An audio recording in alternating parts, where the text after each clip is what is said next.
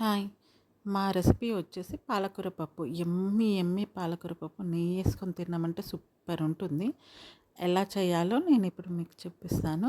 Easy, simple అండి. ఎక్కువ గూడా అవసరం లేదు. ఆల్రెడీ పప్పు పెట్టేసుకోండి. ఎంతసేపు నానబెట్టుకుంటే అంత మంచిది. పాలకూర ఇట్లా కట్ చేసి పెట్టుకోండి. ఆనియన్స్, కొంచెం చింతపండు తీసుకోండి నిమ్మకాయ అంత. అండ్ పచ్చిమిర్చి ఇట్లా మధ్యలోకి స్లిట్ చేసి పెట్టేసుకోండి. అండ్ కరివేపాకు. ఇవి ఉంటే సరిపోతుంది. పాలకూర చాలా టేస్టీగా ఉంటుంది. ఇప్పుడు మనం కడిగి పెట్టుకున్న పప్పు ఉంది కదా! ఆల్రెడీ బాగా నాని ఉంటే మంచిది. చాలా మంచిది. అండ్ పసుపు వేసుకోండి. కారం వేసుకోండి. కొంచెమే కారం, ఎందుకంటే పచ్చిమిర్చి ఆల్రెడీ వేస్తున్నాం కాబట్టికి. అండ్ ఉప్పు కూడా వేసేసుకోండి. ఇవన్నీ వేసుకున్నాక ఆనియన్స్ వేసుకొని మనం కట్ చేసి పెట్టుకున్న పాలకూర కూడా వేసేసుకోండి. అసలు చాలా అంటే చాలా ఈజీ అండి. ఎవ్వరికి రాని, అసలు పప్పు చెయ్యని వాళ్ళకి కూడా ఈజీ అంటే ఈజీ ఇది.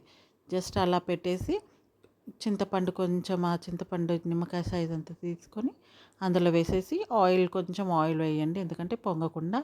అండ్ ఇట్లా కుక్కర్ మూతకి కూడా రబ్బర్ పెట్టాక ఆ హోల్ దగ్గర కొంచెం ఆయిల్ వేసామనుకోండి, ఎక్కువ అసలు పొంగనే పొంగదు. ఈ టిప్ మీకు చాలాసార్లు చెప్పాను, మళ్ళీ చెప్తున్నాను. ట్రై చేయండి. బాగా యూజ్ అవుతుంది కూడా ఇది. కొంచెం ఇట్లా ఆయిల్ వేసి ఇలా మొత్తం రొటేట్ చేసేసి పెట్టేసామనుకోండి, పొంగదనమాట. ఇది తీసుకెళ్ళి స్టవ్ మీద ఒక 2 విజిల్స్ అయినా సరిపోతుంది. సరే, 3 విజిల్స్ అన్నా పెట్టేసుకోండి.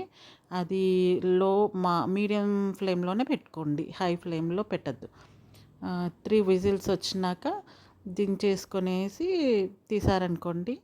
విజిల్ తీసి కొంచెం ఆయంక తీయండి విజిల్. వేడిగా ఉన్నప్పుడు మాత్రం తీయకండి. ఇలా ఉడికి ఉంటుంది. కొంచెం స్పూన్‌తోని స్మాష్ చేసుకున్నట్టు చేసేసుకోండి మొత్తము. ఆల్రెడీ పాలకూరే కాబట్టి తొందరనే ఉడుకుతుంది. స్మాష్ చేసేసుకొని, ఎక్కువ అవసరం లేదు. కొంచెం అట్లా ఒక తాలింపు వేసేసుకుందాము. ఒక బాణీ తీసేసుకొని అది వేడయ్యాక కొంచెం ఆయిల్ వేసేసుకోండి. ఆయిల్ వేసుకున్నాక పోపు దినుసులు యాజ్ యూజువల్ ఆవాలు, జీలకర్ర చిన్న చిన్న స్పూన్‌తోని వేసేసుకోండి. పసుపు అండ్ ఎండుమిర్చి అండ్ కరివేపాకు. మీ దగ్గర ఒకవేళ ఇంగువ ఉంటే మాత్రం ఇంగువ వేసుకోండి.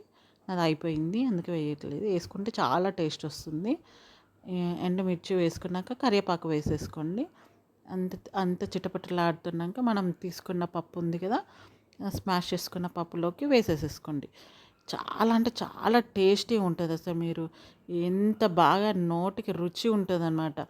కొంచెం ఆ చింతపండు యాడ్ చేసాం కానీ దానివల్ల కూడా బాగుంటుంది. ట్రై చేసి ఎలా ఉందో చెప్పండి. సబ్స్క్రైబ్ చేసుకోండి ప్లీజ్.